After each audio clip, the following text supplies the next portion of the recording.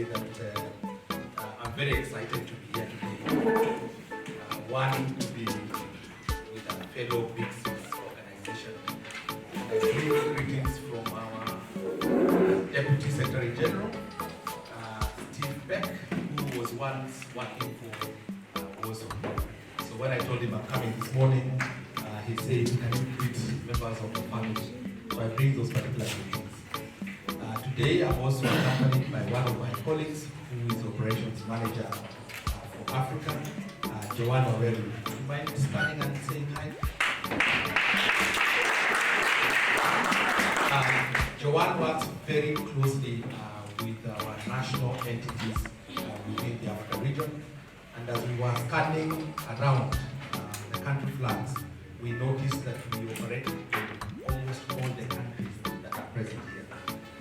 For those where we don't operate, we plan to talk to you before the end of the forum, and we've been allowed to engage with you so that we are able to work together. Well, I know that I had been asked to come and share some words of wisdom, and I know that one of the themes for this youth forum is shaping connected futures. Shaping connected futures. And when I thought about that, I thought the best thing to do is ideally to share what somebody else shared with you, and also share with you two stories that you're likely to know. When you are being asked about energy levels, you are told whether they were here, whether they were there, you say they're here. And I want to apologize that I don't want to bring those energies down, because you will remember me for the person who came and came from the Duke of Edinburgh and brought our energies down. And the next time there is a youth forum, you will kindly advise your team not to extend any invitation from somebody from the Duke of Edinburgh. So I'll try my best. I want to share something related to shaping connected futures. And we're talking about us as the young people are here. And we're talking about shaping the future and prospering together. And I thought about the dean of the Business School of Edinburgh. She's called Professor Heather McGregor. And you can actually Google her later, Professor Heather McGregor. And she took us to a session about living 100 years and making impact in this particular society. And the only way you can make impact in society is if you as a person have the necessary tools and skills to be able to propel yourself and others. And if you don't, then you will not be able to thrive. So today, I asked the question this morning, what is the age bracket here? And I was told between 18 and 26. The question I posed to you, how many want to live 100 years? All right. Some are not very sure, but I know it's everyone's desire to live 100 years. I also want to live 100 years. I'm on my 5th floor, and I don't mind another 5 floors, right? But you want to live a life where you make a difference, and you continue to shape the future. True or false? True. So she said there are 3 things, and I'm sharing her words. Those are not my words. And the first thing she talked about was human capital. And under human capital, she said that every single minute, every single day, make sure you continue to sharpen yourself. Either through reading, through education, through the discussions, for example, the ones we've had this morning. We asked that we wanted to hear your feedback about safe and safe places, because we want to hear what are the scouts thinking about safe. Is it something we also want to share with the young people who are doing the Duke of Edinburgh International Work?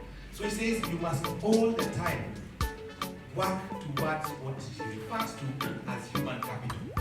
I'm sure coming here for the 4 days that you'll be here, the knowledge you will live with here will make you a better person than when you came. True or false? True. So I was told this morning that we have about 42 delegates delegate brings to the floor 5 years of experience, how many years of experience are you going to leave with at the end of the forum? 5 times 42. What marks that? So you leave here at the end of the forum with 200 years of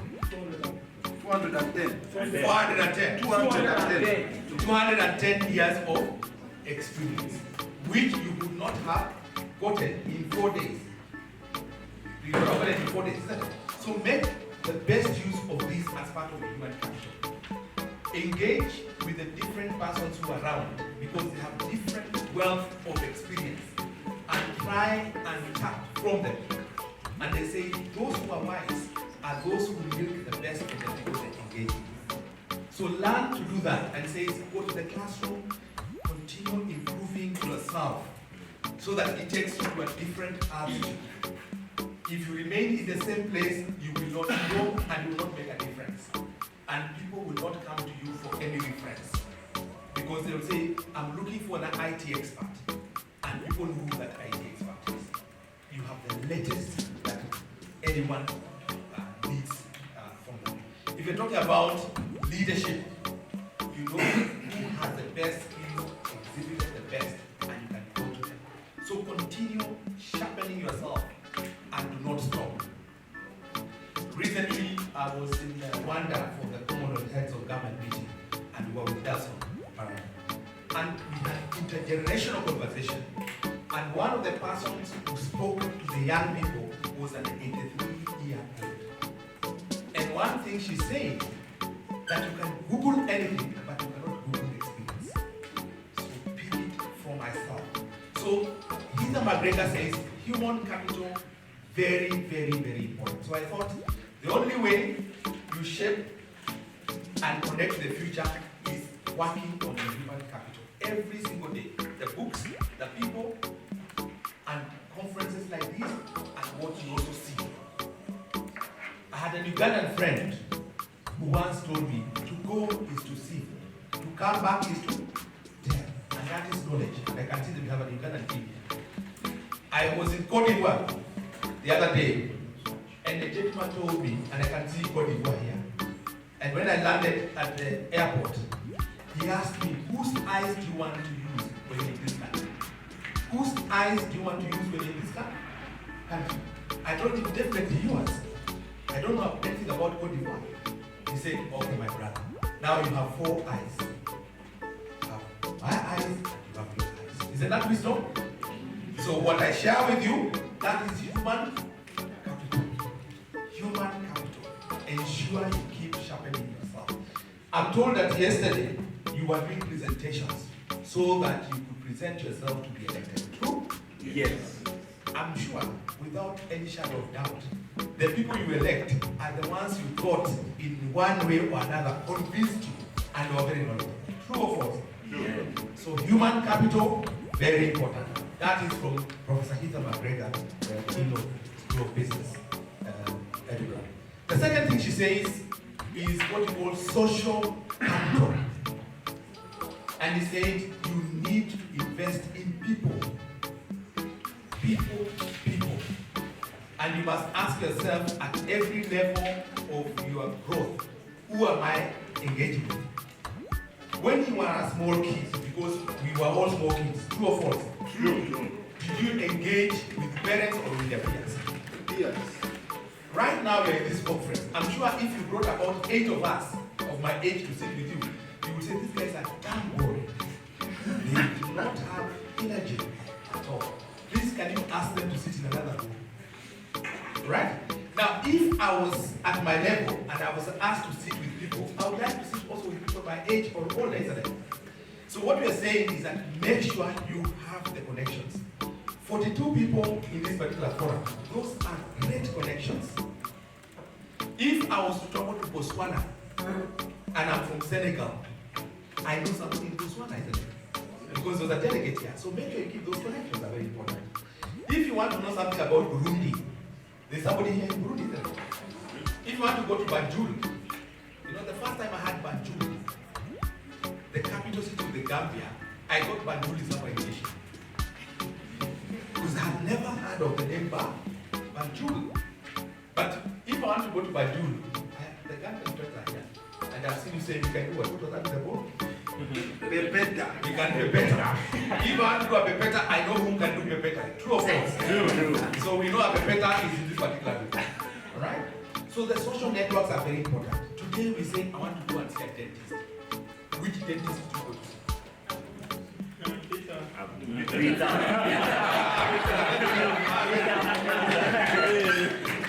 So you go to see the dentist that other people have spoken about. True or false? True. So you might invest in the human capital, but you are not doing anything about the social capital. So you'll be a good dentist, nobody knows you, and nobody will refer you. If you ask somebody in town, do you know a good dentist? They'll tell you, I know Dr. Peter. I know Dr. Peter. He's very good, he's a scout, and he will take care of you. He will engage you and tell you good stories. And one of the things will not. If you're thinking about the need to go to town, you need to get somebody, here in Kenya we call them boda. You might not just go out there and just flag any boda. You will ask somebody who is the best man with a motorbike here can use. They will tell you who that is. The taxi, the shopkeeper, the teacher, the politician. So you need those particular networks, and you must be deliberate about them. If you're thinking about shaping connected futures, you must invest in social networks. Don't just sit there. You will not live 100 years because nobody talks about you. Nobody blesses you. Nobody wants you to sit in a committee. Nobody asks you to do what. So, and that's what she says. And you will live 100 years because you will be living years that bring meaning to society. And people will be looking upon you to tell them or to do something for them. So you become a contagious person. Contagious in the sense that whatever you are good at, others are picking on that. And she called that social capital. The last thing she shared, and I believe in it very strongly, is something she called the third dimension. Always look for something that gives you a spark, other than what you do on a daily. For example, I work for the Duke of Edinburgh International Foundation, and one of my responsibilities is to look after Africa. So that is what I do on a day-to-day basis. But she says, look for something else that then sparks, gives you a spark. And one of the things I like to do outside my normal office work is to drive long distances and to sit in a farm and look at animals and talk with them, engage with them, and look at how they enjoy the environment. And I like looking at rivers, the water, and enjoying the water, the cleanness, and everything else. And I connect with the environment. And that gives me some sense of happiness, therapy to continue to do. So I ask you today, if scouting is your third dimension, hang on to it. Because what that does, it connects you with the future, connects you with community, connects you with your God. True or false? True. Because I've asked many of you say, I was sitting with one of your colleagues here, she says she's in the education sector. So I said, oh, so a lot of scout full time. She said, oh, this is what I've done throughout the years. She said, oh, I met your colleague in Hong Kong. That bit makes you remain with a spark. And that spark is what will get you to 100 years. Have you met people who walk all the time as if they're on medication? They look angry. You ask, are you okay? They say, I'm okay. They even want to quarrel before anything has happened. Have you seen that? Because they have nothing that gives them what? A spark. Or somebody walks, and instead of walking normally, they're dragging one of the legs like this. But today it's very hard walking, so let me drag the leg. You have seen that? Because they have nothing that spices their life. So those are the words of this professor. And took us through a leadership session. And that's what she said she will share with us. A group of top leaders within the organization. And I said it would be very mean of me to come and create my own thing when I can replay the same forms that were shared with me. So are you seeing how we connect? Yes. Because she shared with me, she built me. True or false? True. And because she built me, what have I done? You built us. I built you, and that's the future together prosperity. And that Finally, as I finish, I like to give stories. And I will read. This time I say, and ask my colleague, I will speak off cuff and then I will read a speech. So allow me to read. And usually I'm not very good at reading, like when I'm speaking without a paper. And these stories, I hope you will remember, because stories are very powerful. And people always remember the man who came and told us stories. Which man I know about? Not the man of the book of Edinburgh, the man of stories. So there's a gentleman called Covey, and I'm sure all of you have heard about him. The author of the 7 Habits of Highly Effective People. And he said, find your voice and inspire others to find theirs. Find your voice and inspire others to find theirs. In my many years as a youth worker, because I've been working in the youth sector, I think for over 20 years, I have found my voice, and I hope to use it to inspire you today to forge forward and find it. And I said, like I've mentioned, I'll do that in 2 stories. And the first one is a story of the Navy SEALs. I'm sure we all watch movies. Have you ever heard of Navy SEALs? Yes. So what do you think about them? What do you think about the Navy SEALs? Strong, disciplined. Strong, disciplined, loyal, courageous, committed, innovative, determined, successful. Great. You've all got the right ones. Yes. They're one of the world's most elite warriors. What makes them elite is not only their success rate in highly crucial operations, but also their gruesome intake process. One day, a journalist wanted to know what type of person made the Navy SEALs. She looked for ways and means in which she could get a contact with the Navy SEAL. Luckily, she was able to find an US Navy as a captain who agreed to be interviewed by her. During the interview, she asked him what type of person made the US Navy SEAL.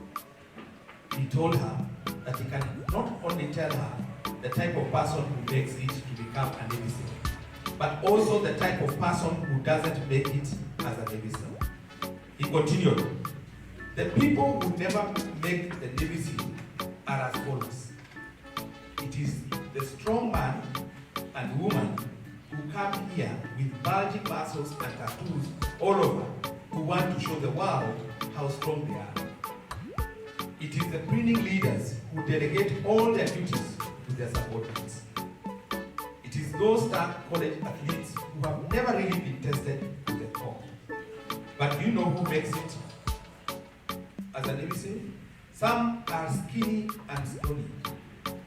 But what distinguishes them from those others is the fact that after they have been emotionally and physically drained, they dig deep down within themselves to find the energy to help the brother on the left and to ask for help from the sister on the right. The moral of this story is that as you progress in this life, you will only be successful if you ask for help from others in terms of mentorship, in terms of the books you read, in terms of the education you give yourself, and also in terms of the friends you keep. It also has a side to it, helping others. Life will be fulfilling if you serve others. As Solomon once said, as iron sharpens iron, so is one friend to the other. That is the story of the Navy SEAL. And you can see it's not the strong, but it's those who come in wanting to learn and wanting to give a hand to others. The second story is the story of a king. One day a king came to his garden and saw withering and dying trees, bushes and flowers. He wondered why, yet all the necessary conditions for the plants to bloom were there. The sunlight was just good, the irrigation by the farm hand was according to the timetable, and the fertilizer had been mixed into the soil. Why the withering, he asked. An oak said it dies because it can't be as high as a pine. A pine tree was falling down because it could not give grapes like the grapevine. Meanwhile, the grapevine was dying because it couldn't blossom like a rose. But soon the king found a single plant, pleasing her, blooming and fresh. And the king asked, all the trees and flowers here are withering, and you are flourishing. Why? I think it comes naturally. You have planted me because it was your wish and your choice. If you would like to grow an oak, grapes, or rose, you would plant it. And I cannot be anything else than what I am. So I'm trying to develop my best qualities. We are all living in our own ways. And the moment we try to live like other person, we dilute the impact we would have on this planet. Had the other trees grown and bloomed in all their glory, the garden would have been beautiful. Therefore, you, and you, bloom in all your glory, and for sure the world will be a better place because we did it. In conclusion, I urge you to be of service to others and also to ask for help to grow yourself. And as you do this, don't forget to bloom like the flower you are planted to be. I will leave you with the words of John Steinbeck, an American author who said, it is the nature of man to rise to greatness. If greatness is expected of him or her, I therefore believe greatness will be seen from you since it has been expected. And those are the people that are seated here today. So those are the words I thought I would share with you. And finally, I like to display my 5 fingers just to cement what I've just said. And the 5 fingers are different, isn't it? And do they play the same function? Now, if my ear is itching, which finger are you likely to use? This one. I've not seen anybody saying, because this is the strong finger, let me try. I said that. If you're trying to point direction, that's the only way you can get to the highway from here. Which finger will you use? This. I've not seen somebody use the tallest finger. So what we are saying in short, that you, like the last story, is that our Maker has a purpose for each one of us. That is what will make you shape the future, and then there will be prosperity. Because what you bring forth is what you are, and you are unique. Just like the 5 fingers. And if you come together, like you've done to this particular forum, then the prosperity is guaranteed.